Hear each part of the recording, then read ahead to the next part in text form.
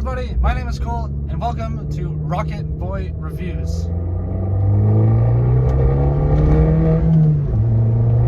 God, this thing is fun. So what I have here is my 2014 Abarth 500. Okay, so that's the first thing that I'm going to talk about with this car. For anybody that's actually drove an Abarth 500, or any Abarth, and really, let's be honest, they are very, very, very fun cars. They're also pretty quick for what they are. At 160 horsepower stock, with a 1.4 liter turbo, single turbo engine, 4-cylinder, this car packs quite the punch. Stock, these car runs at 14 psi, or pounds of boost. But for anybody who knows, these cars are extremely, extremely fun cars to drive. The other reason why they're always also fun to drive is that they don't weigh anything. These cars from the factory have a curb weight of 2,500 pounds, 2,500 pounds, or 1.1 tons, which means it's a pretty light car. Now, not as light as a Lotus Elise per se, or any really crazy power performance hungry track car, but it is pretty light for what the car is. Especially with the power, it packs quite the punch. Now mine, obviously, is modified, and as I said, I'm around 180 horsepower, and that intake from 500 madness, you need it if you have this car. It is a necessity. I'm sorry, it just is. You get the turbo flutter, you get the blow-off intake noise. It is just the best thing in the world. But yes, this car is very, very, very fun to drive. I can't actually say that majority, I can't say it more, honestly. If I was to rate it, it'd definitely be a 10 out of 10 for driving capability. Now, this car being a track-focused car, this car definitely has a tighter suspension than the regular Fiat 500. But that's what you want, really, if you have this car. You want a tight suspension, you want that race car feel. Now, mine even goes a step further with spacers and lowering springs, which is another thing that I would say, other than the rubbing. If you do decide to do that, you will get a lot of rubbing on the front tire when you turn, or if you hit a bump, you will get bad tire marks on your back tires. It's not that nice to have, and you might need to change your tires regularly. But smiles for fun, right? You spend money, you get smiles out of this car. And, well, let's be honest, being an Italian car, you might have to maintain it quite a bit anyways. Now, I haven't had any problems with mine personally, but I know a lot of people have. And as I said, you will see in a clip in this video, this car has a check engine light, which you guys will obviously find out the outcome of in a clip during this video. But yes, you might have to fix this car a little bit. Okay, so about that check engine light. So what it came up as a code, I haven't got it 100% set in stone what it is. But what it came up with was a engine control module failure, or kind of, I'm not sure. Now, these cars are very prone to not being so nice on O2 sensors, so that's what I think it is. That's what I hope it is. In the next video or a couple of videos from now, I'll let you know exactly what happened, but it's an engine control module failure. That's what it is. Now, another thing that I should mention, this car being a Chrysler/Dodge product, I'm gonna be honest, as much like this car, it is not the it's not the most well-built car in the world. It certainly does not even be close to, say, a Rolls-Royce. Now, I know I just compared my car to a Rolls, but for cars around this price range, and these cars had a high retail, close to $40,000 with options. This car was, I believe, over $40,000. This is Canadian dollars I'm talking here. US, I think around 34,000-ish. That's what the list price for $30,000, something like that. But these cars had a very high retail. For as much as you're even pushing Golf R territory with these prices, a used one obviously, but you're up there with GTIs, and being a Volkswagen product, they're just better built cars. I have a friend of mine that has a Golf R, and that is a very well built car. So yes, there is some quality issues per se. First thing I'm going to say, yes, when you're driving, there is little creaks with the plastics, and it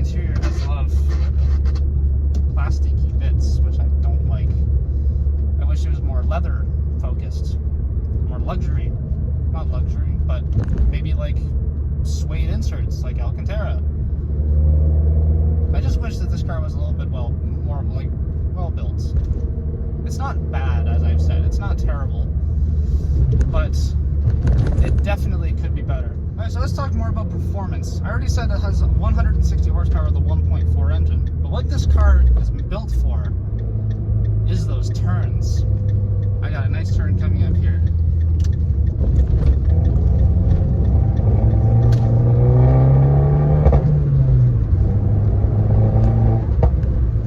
Probably can hear those little pops and bangs. That comes with that intake that you need to have. I also just broke traction there, actually. So yes, under load in the corners, this car actually does have quite a bit of torque steer. As soon as that boost comes in, bang, you're all over the road. I've had a little bit of experience with this car, so I know how to handle it, but you will have torque steer. This car is pretty quick. I just went from second gear to third gear there, and you can hear just that bang, bang acceleration. Now, I'm not talking like this car has a 600 horsepower V8 in it per se, but for a 4-cylinder turbo, this definitely goes pretty well. Now, I've taken this car on the track once or twice, and in the corners, as I've said in my past video, this keeps up with R8s in the corners. I am not joking. If you take this car to a track and you race a higher end car, you could keep up with them in the corners. Now, as I said before, as soon as the straight come, they are gone. 600 horsepower, no way. But in the corners, this car is absolutely brilliant. That's where the majority of the fun comes from, in my opinion.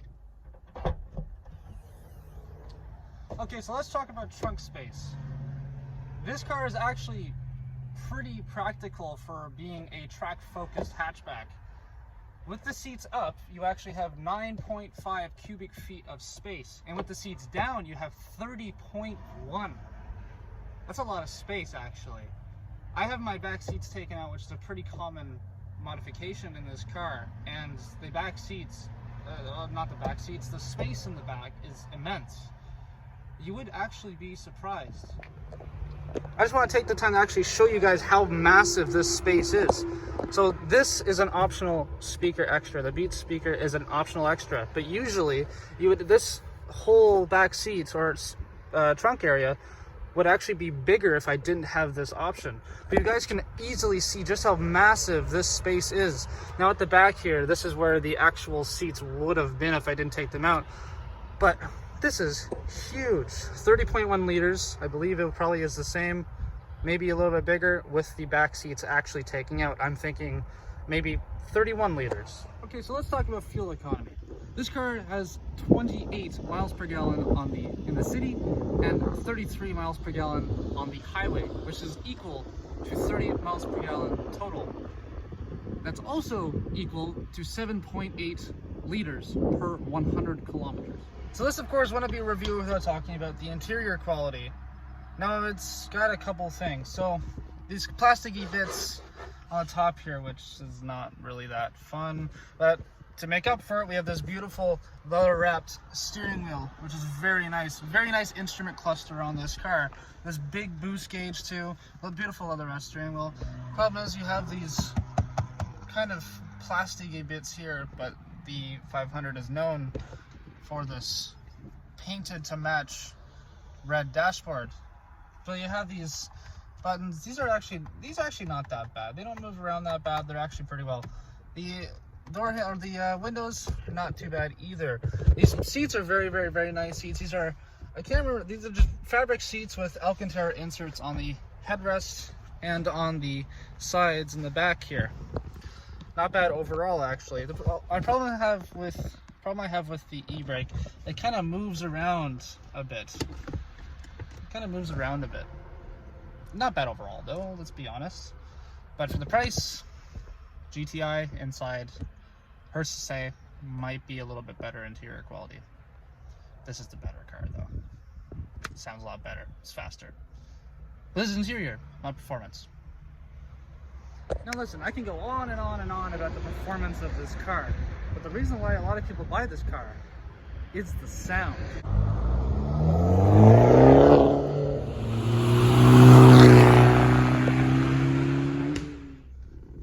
guys saw the title. Why should you buy an Abarth? Well, as I've said before many times, very fun car, very fun car.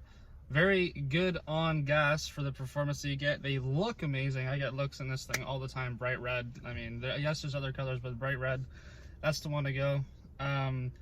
Very fun car, really good on fuel, flashy if you're going for that appearance, amazing on track, amazing handling, very good speed. It's just an overall amazing car to me, honestly. Now the prices are starting to creep up a little bit more, but 2 years ago I got this car for an absolute steal of price. I've made almost triple my money. So I'm not bragging here, I'm just saying this is where the market is right now. But yeah, so I think that's why you should buy one. Really fun, and just have a test drive on one. If there's a local dealer that's around you that has one, take a test drive in it and you'll see what I mean. So that's gonna conclude my first review video. I really hope you guys watch it. I got more reviews coming soon, hopefully enough. I really hope you guys liked this video.